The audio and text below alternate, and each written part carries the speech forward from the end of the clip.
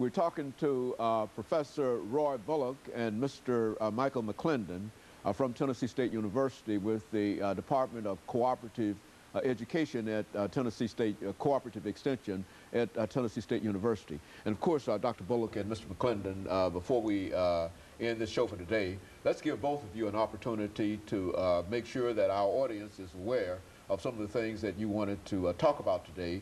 By having you, Dr. Bullock, to start us off by talking about some of the research that has been done at Tennessee State University in this particular area and the impact that all of this is having up on what we might call historical black institutions of higher education. Thank you, Dr. Haney. Some of the research that is going on, and as an extension program, we are basically the outreach of the research program that is under Dr. Collison, which is AGRA, Institute of Agriculture and Environmental Sciences. We work very closely hand in hand. Some of the research that is on the forefront here, number one, I mentioned the goat program. Mm-hmm. We are building a goat program, a goat facility that will extend the goat program throughout the state. That is goat cheese, meat, milk, because you know, and so this is a good fit for the small farmers. We're also looking at the hybrid walnut that is led by Dr. Idasi. These are trees that can be produced in 5 years. So this is burning edge. We're also developing the mushroom program in which we can produce fresh shiitake mushroom for the restaurants. We also have, about a year ago, the very first time in Tennessee, initiated the formation of the Tennessee Organic Association, which is abbreviated TOGA. This is one area that we are trying to provide healthy foods to a community. That is, you know, foods that are grown without chemicals and artificial fertilizers. Organic so, food. Yes. So we have, Tennessee State has taken a lead in that. We're also looking at one other project that has been funded by USDA is the pigeon pea variety, which is very, very high in protein, both for human consumption and animal consumption. And this is, for this first year, we've started a research project, joint research project, that will move this short day pigeon pea, which you plant around the month of April, and you can harvest that by August. And it's well accepted by most folks that came from foreign country, and it's a very, very delicious pea that is growing, and we do have that on our farm right now. So we also have, Dr. Haney, and this is exciting, we have on our farm the 12 varieties of peaches. We have about 10 different varieties of blueberries, about 10 different varieties of grapes, and 10 different varieties of blackberries. These are some of the nice things that is going on. We only don't cater toward the food production, we also cater toward the homeowners. You know, in McMinnville, we have one of the most beautiful ornamental stations there that cater toward producing ornamental plants for the homeowners. We also have on our farm research and demonstration on different turfgrass varieties so that homeowners can see and use these things. So even though we're dealing with the small and limited resource farmers, we are at large dealing with the urban community also, so in urban gardening program.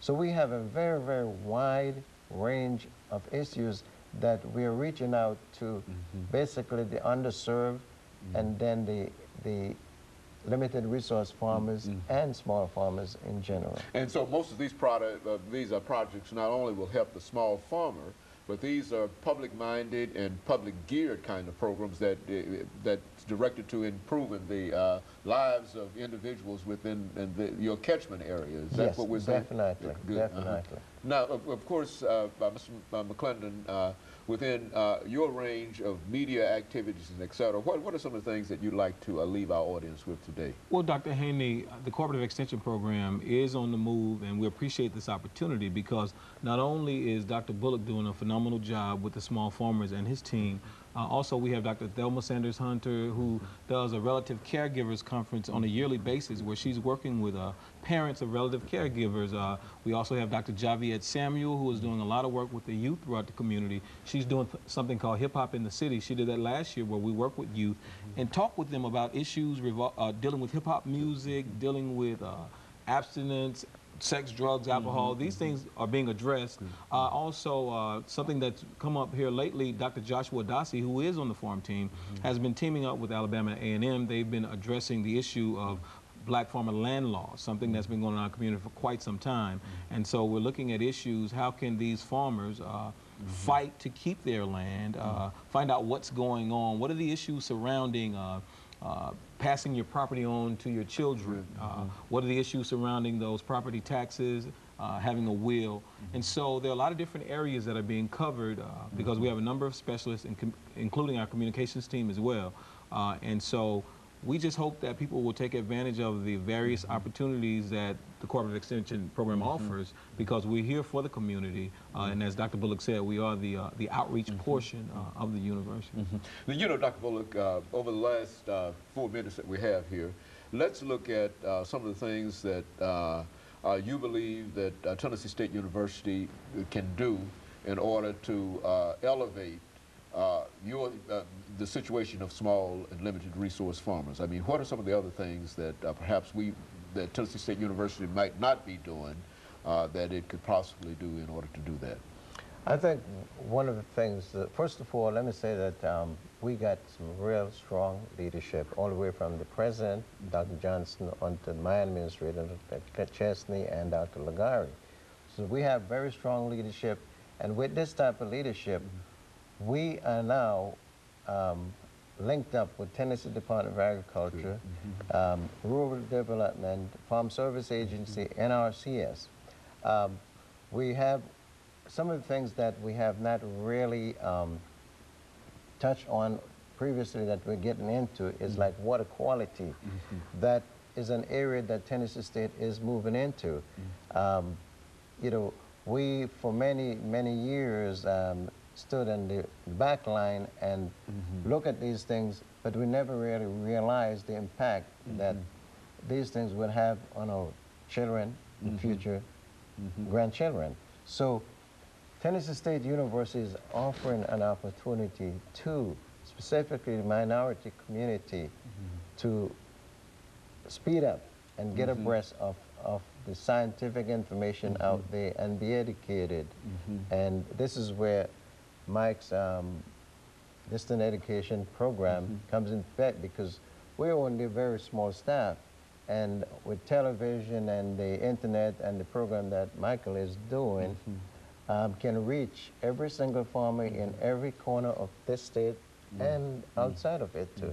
So we're moving ahead. Very good. And of course, Mr. McClendon, over the last minute and a half that we have here, let's give you an opportunity to say something about the people that you work with. I think you've already indicated that you've got a small staff, but it's a very, very effective staff, and now you think that you might be able to reach the world through the internet and et cetera. What are some of the folks that support you in that kind of activity? Well, actually, we have a team of about 4 people. Our team leader is Janelle Sargent.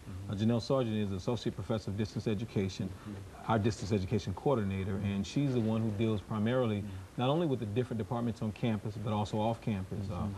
I'm the media specialist, so I do most of the videography. I'll go out and videotape many events, put together DVDs and duplicate those.